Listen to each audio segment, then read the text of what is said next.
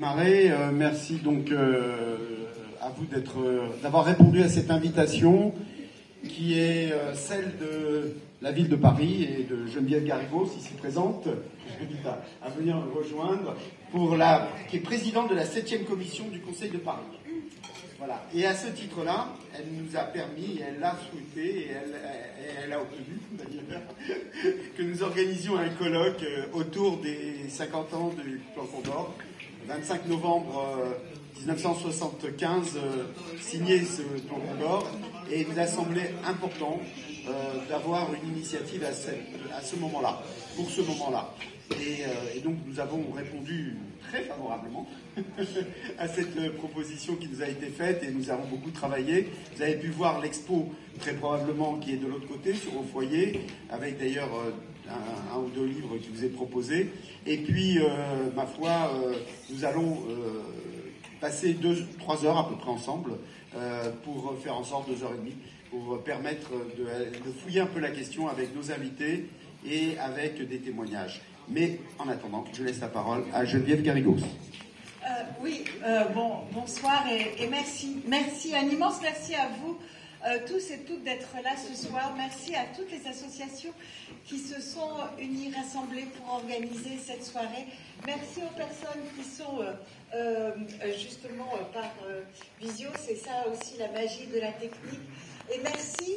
Cette soirée était très très importante pour moi et comme l'a rappelé Fabien, ça faisait très longtemps que j'avais réservé cette date de l'auditorium de la ville de Paris, qui est très difficile à obtenir, certains de vous le savent, mais je tenais particulièrement à ce que nous puissions ici commémorer le 50e anniversaire du plan Condor.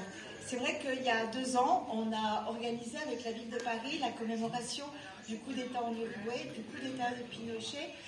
L'année prochaine, je ne sais pas trop comment je vais m'organiser parce que ce sera en plein pendant les élections municipales, mais nous commémorons également le 50e anniversaire de la dictature en Argentine. Alors, chez moi, ce n'est... D'abord, je ne suis pas historienne, je ne suis pas non plus ancienne victime. Pour moi, le fait de commémorer ces dates, c'est parce que c'est pas quelque chose de personnel, c'est pas quelque chose d'universitaire, et je vais laisser bientôt la place, on va laisser la place à des personnes qui sont vraiment des spécialistes, qui vont pouvoir revenir sur ce qu'a été le plan Condor. Mais pour moi, ce qui est important, c'est que quand on se replace au milieu des années 70, eh bien, c'est quand même quelques années après la Deuxième Guerre mondiale. On voit le droit international qui peu à peu essaye de se mettre en place. Il y a ces dictatures, il y a ce plan Condor, qui est une négation totale justement du droit international, que ce soit les arrestations arbitraires, les enlèvements, les disparitions forcées, les transferts extra-nationaux, que ce soit les assassinats. C'est-à-dire qu'il y a une violation totale des droits des personnes, et que ce soit au niveau national ou que ce soit au niveau international.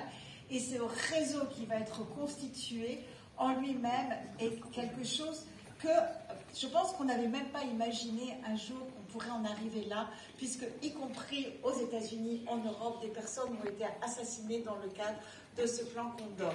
Et c'est vrai qu'il y a eu 1989, le mur qui a été cassé, effondré, tout le monde s'est dit, ça y est, c'est parti, on n'a plus de blocs, on va construire un monde de droit, on va aller vers plus de justice. D'ailleurs, à la fin du siècle, il y a la création, il y a le statut de Rome avec la CPI. On voit petit à petit des conventions qui sont adoptées, même si, vestige de ces guerres, il ne faut pas l'oublier, cette année, nous allons commémorer les 30 ans du génocide à Srebrenica.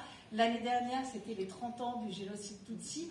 Donc tout n'est pas autant fini en cette fin de XXe siècle, mais il y a un espoir. Et cet espoir, de mon point de vue, il échoue, au lendemain du 11 septembre 2001, quand les États-Unis vont lancer la guerre contre le terrorisme, ils vont créer Guantanamo et tous les sites secrets.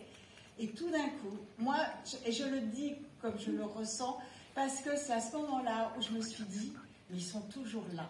Et c'est vrai que pour moi, ce qui s'est passé au lendemain du 11 septembre avec la création, guerre contre le terrorisme voulu par Bush et cette mise à mal de tout le droit international, c'était le plan Condor à une autre échelle, avec d'autres moyens, avec d'autres outils, d'autres technologies, qui a été excessivement mortifère, qui a touché d'autres régions du monde, de nombreuses régions du monde, et on a vu se répandre comme une traînée de poudre, eh bien, ces violations du droit.